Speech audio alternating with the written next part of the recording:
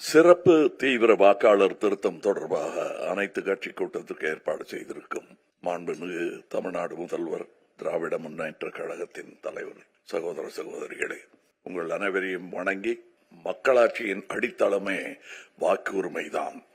18 வயது நிரம்பியவர்கள் அனைத்து இந்திய குடிமக்களையும் வாக்களிக்க செய்ய வேண்டும் என்பதுதான் மக்கள் நீதி மையத்தின் நோக்கம். எனவே தகுதியுள்ள ஒருவரின் பெயர் கூட வாக்காளர் பட்டியலிலிருந்து விடுபட்டு விடக்கூடாது. வாக்காளர் பட்டியல் சரிபார்க்கப்பட வேண்டிய அவசியம்தான். ஆனால் சிறப்பு தீவிர வாக்காளர் திருத்தம் ஏன் இவ்வளவு அவசரமாக செயல்படுத்தப்படுகிறது?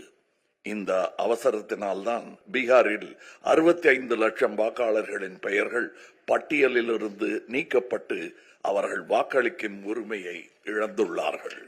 தமிழ்நாடு, கேரளா, புதுச்சேரி, மேற்கு வங்கம் உள்ளிட்ட 12 மாநிலங்களிலும் மட்டுமே சிறப்பு தீவிர வாக்காளர் திருத்த பணிகளை மேற்கொள்வதன் உள்நோக்கம் உண்மையில் வாக்காளர் பட்டியலை சரி செய்வதா அல்லது வேறு ஏதேனும் உள்ளதா? இந்திய தேர்தல் ஆணையத்தின் மீதான நம்பிக்கை வரலாற்றில் இல்லாத அளவுக்கு குறைந்து விட்டது.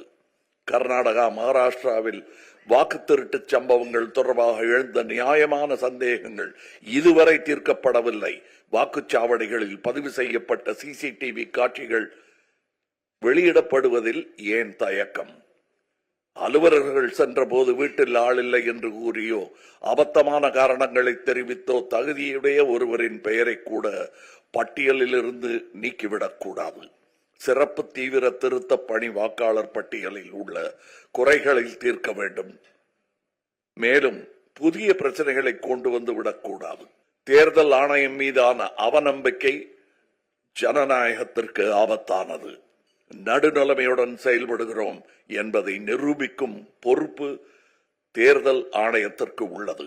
எனவே அவசர கோலத்தில் சிறப்பு தீவிர வாக்காளர் திருத்த பணிகளை மேற்கொள்ளாமல் நிதானமாகவும் முழுமையாகவும் இப்பணியை 2026 தமிழ்நாடு சட்டமன்ற தேர்தல் முடிந்த பிறகு மேற்கொள்ள வேண்டும் என்பதே மக்கள் நீதி மையத்தின் நிலைப்பாடு.